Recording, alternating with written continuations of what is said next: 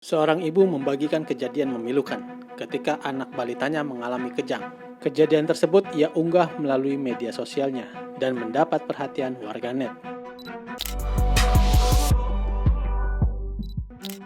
Lewat video itu, terlihat sosok balita yang tengah mengalami kejang hingga seluruh tubuhnya berguncang. Mata balita tersebut juga tampak membelalak ke atas hingga membuat sang ibu panik. Bahkan, sang ibu sampai menepuk-nepuk dada balita itu secara perlahan agar balita itu sadar dari kejang. Sobat Visi, kejang pada anak mungkin mengkhawatirkan dan menimbulkan pertanyaan bagi orang tua mengenai penyebabnya. Akan tetapi, kejang pada anak sebetulnya bukan hal yang menakutkan. Menurut dokter spesialis anak, Aryani Dewi Widodo, beberapa hal bisa menjadi penyebab terjadinya kejang pada anak. Salah satunya karena kejang demam. Apa yang menyebabkan seorang anak sering mengalami kejang? Kejang pada anak bisa disebabkan oleh beberapa hal.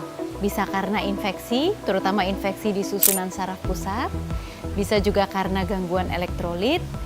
Dan bisa juga karena penyebab-penyebab lain, misalnya karena kejang demam. Kejang demam ini agak berbeda dengan kejang pada umumnya. Karena pada kejang demam, itu biasanya tidak melewati susunan saraf pusat. Jadi, apabila seorang anak mengalami demam tinggi, maka seorang anak yang punya kerentanan untuk kejang bisa mengalami kejang. Dan ini tidak berbahaya, biasanya terjadi pada anak usia antara 6 bulan sampai dengan 5 tahun.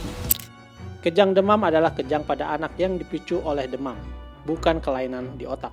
Ketika mengalami kejang demam, tubuh anak akan berguncang diiringi gertakan menyentak di lengan dan tungkai, hingga kehilangan kesadaran.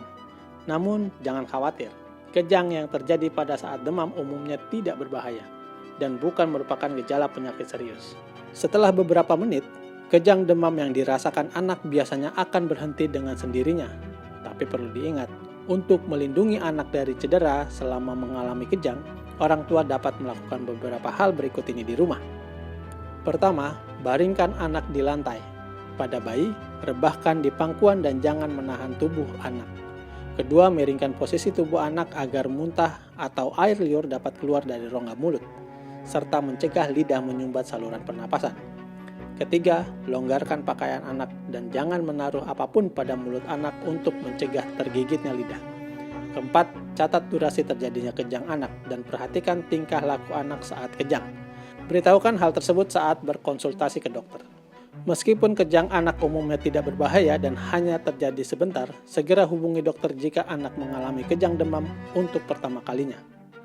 Orang tua juga perlu waspada jika demam terjadi selama lebih dari 5 menit dan diiringi dengan muntah, leher kaku, dan sesak nafas. Jika mengalami gejala tersebut, segera bawa anak ke dokter untuk mendapatkan diagnosis dan penanganan yang tepat. Stay safe and healthy, sampai jumpa di episode Health Today berikutnya.